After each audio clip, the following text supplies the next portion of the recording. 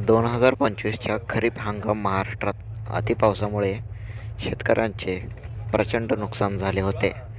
अनेक जिल्ह्यामध्ये पिके पूर्णपणे नष्ट झाली होती, ज्यामुळे शेतकऱ्यांच्या आशा आणि योजना पाण्यात गेल्या. या संकटात राज्य सरकारने शेतकऱ्यांसाठी सुमारे 31,000 कोटी रुपयाच्या मदत पॅकेजची घोषणा केली होती, ज्याने थोडा दिलासा मिळण्याची अपेक्षा निर्माण झाली आहे. शेतकरी मित्रांनो, या मदत पॅकेजचा एक महत्त्वाचा भाग म्हणजे पीक विमा योजना अंतर्गत प्रति हेक्टरी 17,500 रुपयाची भरपाई असा होतो.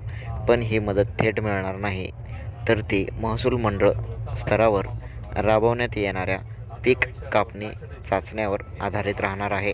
यामुळे सर्व शेतकऱ्यांना ही रक्कम मिळेलच याची हमी देता येत नाही, कारण ती उत्पादनाच्या सरासरीवर अवलंबून आहे. पीक विमा योजनेची पात्रता कशी ठरते ते आपण थोडक्यात जाणून घेऊया. पीक विमा योजनेचा भाग घेणाऱ्या बहुतेक शेतकऱ्यांमध्ये 90% सोयाबीन उत्पादक आहेत. या हंगामात अतिवृष्टीमुळे सोयाबीन पिकाला मोठा धक्का बसला. राज्यातील महसूल मंडळामध्ये पीक कापणी चाचण्या घेण्यात आल्या असून आतापर्यंत 82% मंडळाची उत्पादन माहिती कृषी विभागाकडे जमा झाली आहे. उरलेल्या 18% मंडळाची डेटा 15 डिसेंबरपर्यंत अपेक्षित राहणार होती. ही सर्व माहिती गोळा झाल्यानंतरच विमा कंपन्या नुकसान भरपाई गणना करणार आहेत. अद्याप याबद्दल कोणतेही अधिकृत अपडेट समोर आलेले नाही. पीक विमा भरपाई निश्चित करण्यासाठी आणि ते चालू हंगामातील सरासरी उत्पादनाची तुलना मागील 5 वर्षाच्या सरासरी उत्पादनाशी केला जातो. जर एखाद्या मंडळात सरासरी उत्पादन उंबरठ्यापेक्षा कमी असेल तर तेथील शेतकरी मदतीसाठी पात्र ठरतात. पण भरपाईची रक्कम उत्पादनातील घट किंवा किती आहे यावर ठरते. उदाहरण द्यायचं म्हणलं तर उत्पादन 10% घट असल्यास विमा रकमेचे फक्त 10% भरपाई मिळू शकते. 50% घट असल्यास अर्धी रक्कम विम्याच्या माध्यमातून तुमच्यापर्यंत पोहोचवली जाऊ शकते.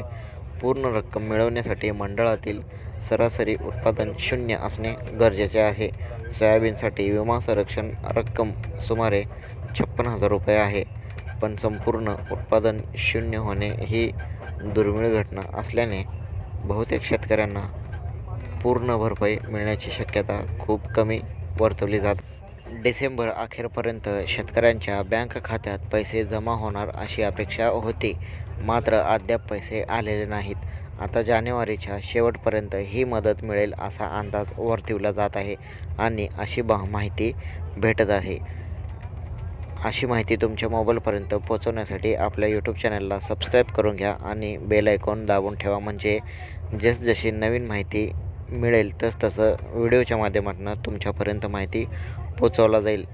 तर आता जानेवारीच्या शेवटपर्यंत ही माहिती मिळेल अशी अंदाज लावला जात आहे. तोपर्यंत नुकसानग्रस्त शेतकऱ्यांना आर्थिक संकटाचा सामना करावा लागेल असं अंदाज लागत आहे.